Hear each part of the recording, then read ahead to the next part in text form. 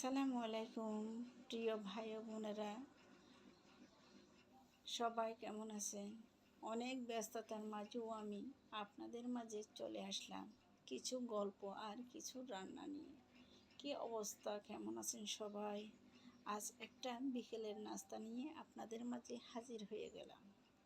এই নাস্তাটা বানাতে প্রথমে 1 কাপ ময়দা, সামান্য লবণ, 2 কাপের বেশি নর্মাল পানি দিয়ে আমি ব্যাটার করে নেব।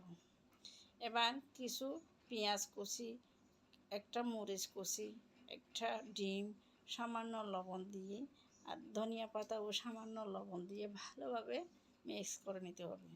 এবার 1 টুকরো শসা, একটা পেঁয়াজ, একটা কাঁচামরিচ আর কিছু টমেটো সস দিয়ে মিক্স করে নিতে হবে। এবার মোজারেলা চিজ গ্রেটার দিয়ে কিছুটা গ্রেট করে নিতে হবে। পিঠার উপরে মোজারেলা চিজটা দিলে খেতে কিন্তু খুবই মজাদার হয়। এবার চুলায় চলে যাব। চুলায় প্যান দিয়ে তার উপরে ব্যাটারটা সামান্য পরিমাণ দিয়ে চারপাশে ছড়িয়ে দেব। উপরের অংশটা হয়ে আসলে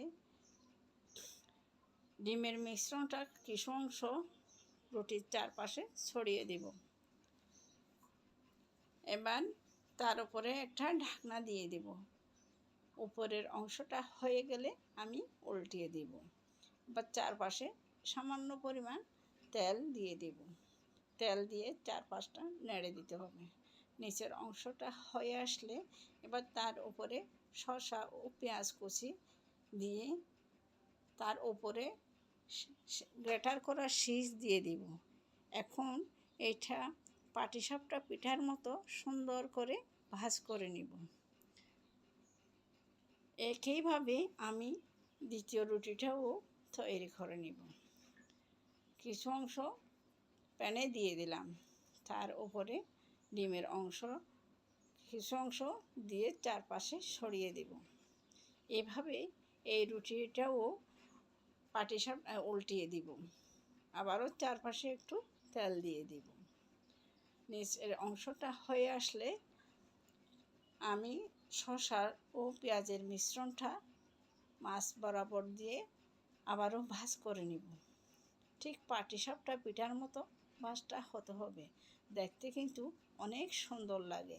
উপরের পেঁয়াজ কুচি, ধনিয়া পাতা আর ডিমের মিশ্রণটা দেখতে কিন্তু ভালোই লাগতেছে। একে একে আমার সব রুটি হয়ে গেল। এবার প্লেটে উঠিয়ে নিব। আপনারাও বাসায় আমার মতো ট্রাই করতে পারেন। খেতে কিন্তু এই নাস্তাটা ভীষণ মজাদার হয়েছিল। এটি একটি হেলদি নাস্তা।